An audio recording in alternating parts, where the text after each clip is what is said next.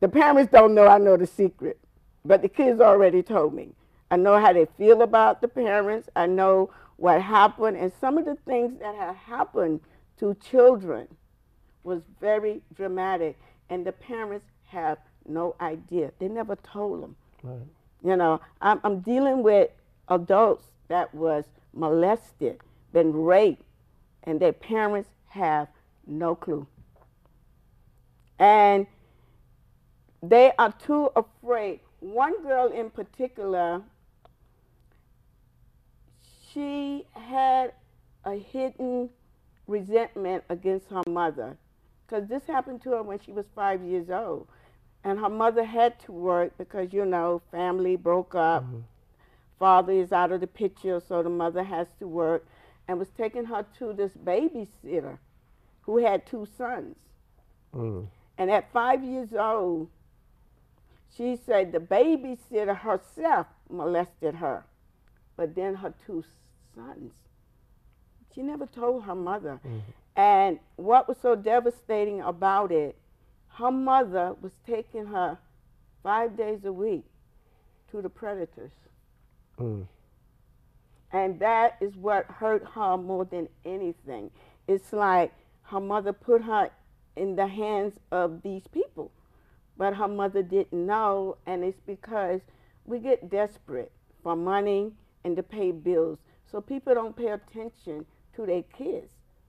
And I think at that time when she told me the story, her mother was about, you know, paying the rent and putting food on the table. A lot of parents are neglecting the kids just to buy more stuff. You know, sell your phone, cars, another car, a bigger house. So they're not paying attention to their kids either. Right. So it's a lot of aspects of this, you know, wounded Yeah. child that you can go on forever. Because I don't heard just about every story there is, even in the church, how they molest. I used to watch them. All the deacons, they try to fill me up and all of that, but I always was one step ahead because I didn't trust them because I watched and I saw what they was doing in the churches. So this thing about the Catholic priests molesting all those for all these years was not a surprise to me. Mm-hmm. And I know it's not a surprise to a lot of people. They already know, but they will not speak on it. See, that's the thing. The thing is, when you see all these kids and adults walking around angry, Sure. and you say, "Why are you so angry?" You know, and just, what's going on? Why are you so angry? Because I know, like in my family, I have sisters and brothers. They walk around so angry. Mm-hmm. You know, it's like they're stuck in the past. That aspect of wounded child, like something happened at a particular time in their life, and they're still there. Because every time you talk to them, or every time you know, relate anything about today, they'll bring up what happened then. You did this or whatever. It's like they're stuck in the past and very angry about it. And they walk around, and you can tell by the obesity, people gaining weight, people on a lot of medication, because they're carrying around these wounds. Yes. That are really, you know, doing them a disservice, and they've never healed. And the thing about it, you can always tell a person that is carrying around wounds because a lot of time you can say something to trigger it and they go off. Yeah. And it's a simple thing like, where is this coming from? So when I'm counseling people, right away I see the whole body change, the attitude change. And this particular man, he told his wife, I'm not going back to that lady. Mm. So she said, but you say she's good and you've been, you know, open up. He said, but she can see right through me. That's right. And he said that frightens him. He said she knows. That aspect of being exposed is more painful. And I do know because I'm psychic. Yeah. But I do not tell people what I think and what I feel that I'm picking up about them because I'm there to get them to say, Mm-hmm. what's hurting you? Who hurt you? When? You know, how can we make this okay? How can we Right. fix this? Because the majority of times when I hear you say, well, what do you think?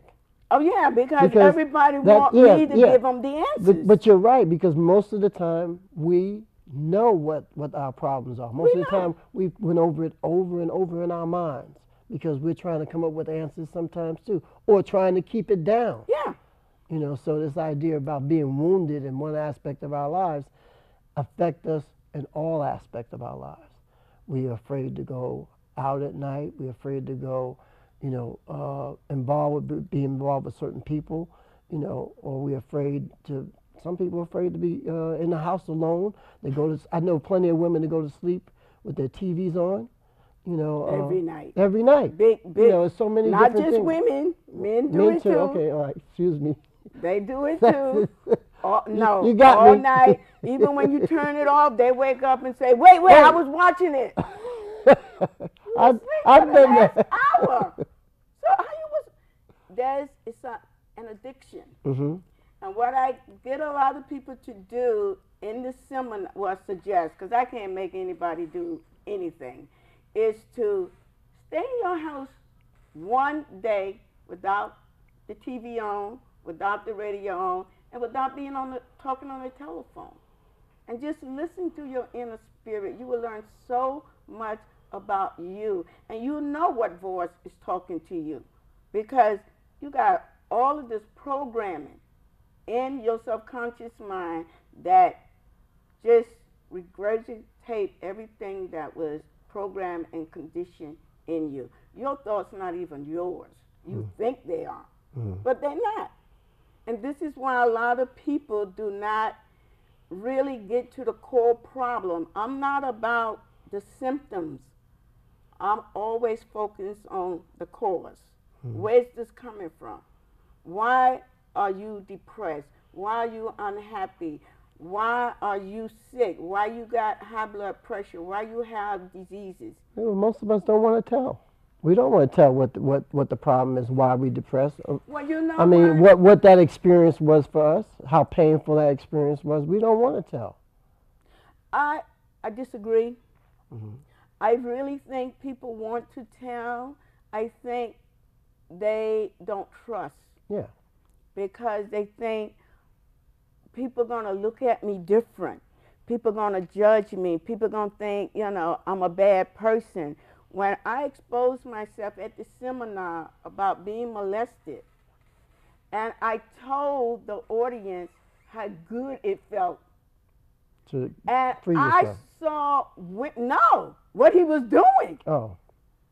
I was 8 or 9 years old. I'm human. Mm-hmm. And I could see the lady's face drop. I already know who was molested that was at that seminar, because the energy went to the floor.